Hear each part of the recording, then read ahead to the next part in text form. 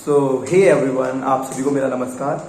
मैं हूं आपका दोस्त अंकित और बहुत बहुत स्वागत करता हूं आपके अपने यूट्यूब चैनल यार रोजगार। आज की जो वीडियो होने वाली है वो यूपीएसआई और यूपी कांस्टेबल के लिए डेडिकेटेड वीडियो है कम्प्लीटली, क्योंकि अभी रिसेंट में जो सबसे बड़ा एग्जाम आने वाला है वो यही है। यूपी का पेपर आपको पता है, थोड़ा बल्क में वैकेंसी निकलती है, 50-52 हज़ार वैकेंसी निकलती है, तो काफी बड़ा एग्जाम हो जाता है। ठीक है, बकवास नहीं करते हैं, सीधे आपको पॉइंट पर लेके चलते हैं। इस वीडियो में 4 पॉइंट्स पर बात करने वाले हैं।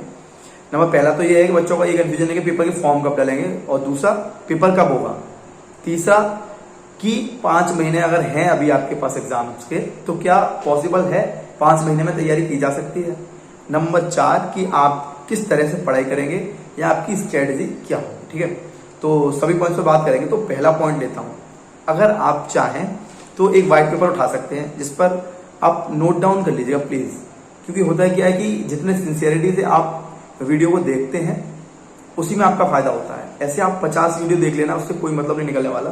स्ट्रेटजी की आपको 1000 वीडियो मिल जाएंगी, कोई मैं एक स्पेशल वीडियो नहीं बना रहा, बट काम आपका तब चलेगा जब एक आप पेपर निकालेंगे, उस पर प्रॉपर नोट डाउन करेंगे। ठीक है, तो सबसे पहला सवाल कि फॉर्म कब निकलेंगे। देखिए, इसके ऊपर कई वीडियो में बना चुका हूं, लेकिन आपको बहुत शॉर्ट में बता रहा हूं कि टेंडर नोटिस जारी हो चुका है।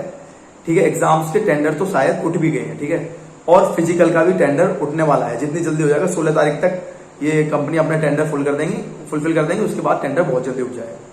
ठीक है, कॉलेज में भी ये बात उनसे पूछ ली गई है कि आपके यहाँ कितने स्टूडेंट्स की स्ट्रेंथ है, क्या आप पेपर कराने के इच्छुक हैं या नहीं है, वो भी डिसाइड हो चुका है। ठीक है, तो डेफिनेटली एग्जाम बहुत जल्दी होने वाला है।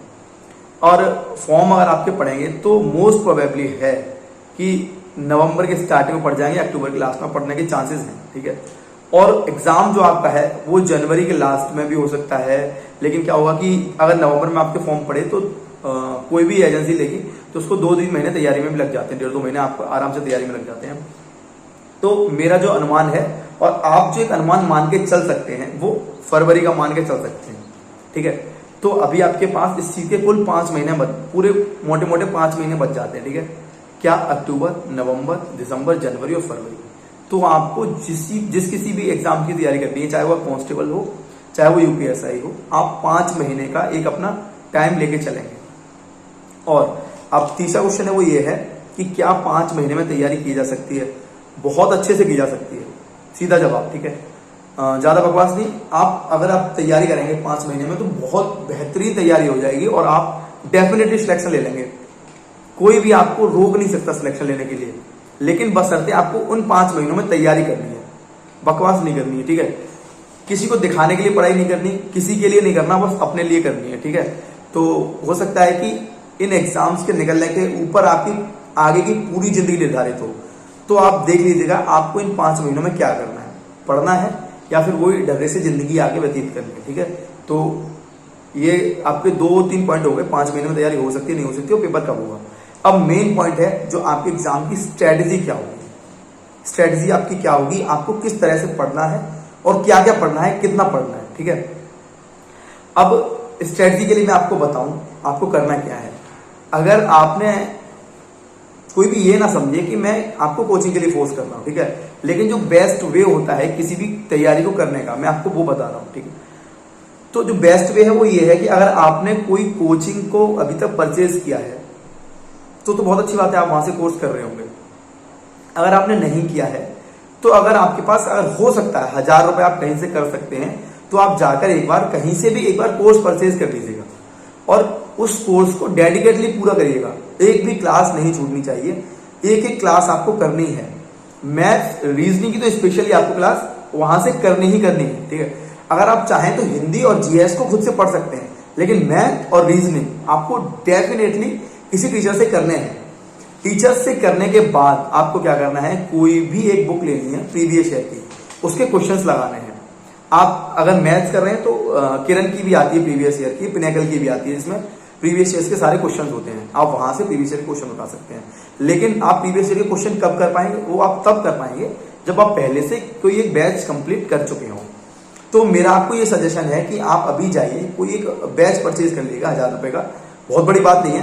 ठीक है, तो फालतू की बात नहीं करते कि मेरे पास पैसे नहीं है। आजकल 1000 रुपए हर किसी के पास होते हैं।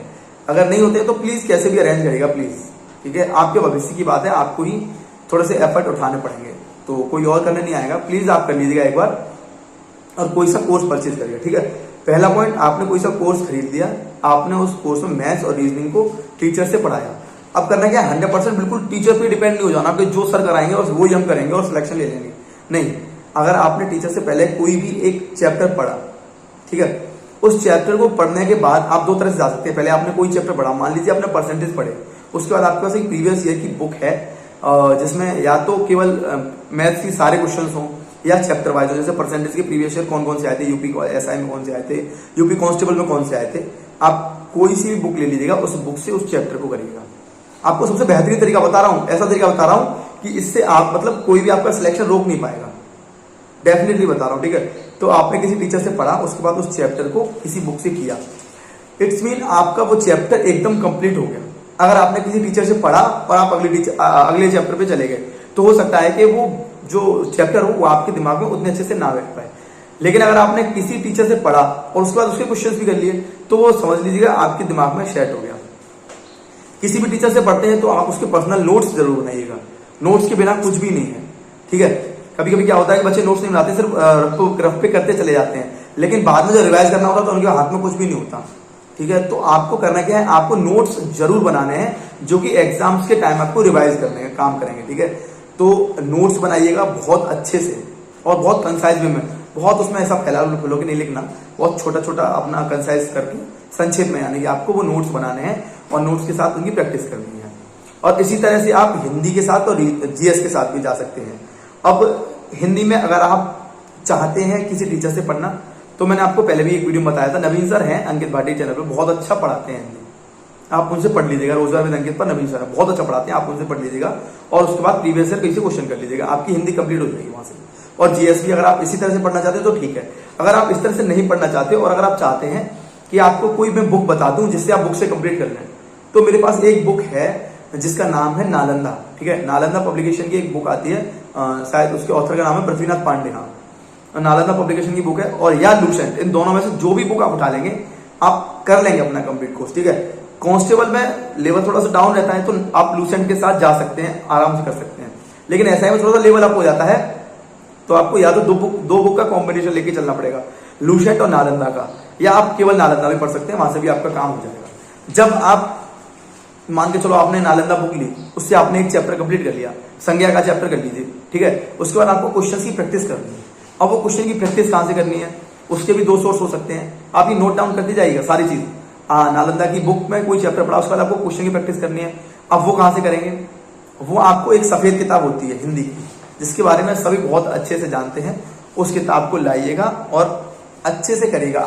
आनंद पब्लिकेशन की होती है, ठीक है, आप जाके उस बुक के साथ जा सकते हैं और वहां से प्रैक्टिस कर सकते हैं, या कहीं से प्रीवियस से मिल जाते हैं आपको क्वेश्चन, पीडीएफ मिल जाती है तो पीडीएफ से कर लो, वरना कोई प्रीवियस ईयर की बुक मिल जाती है, वहां से आप क्वेश्चन की प्रैक्टिस कर लो।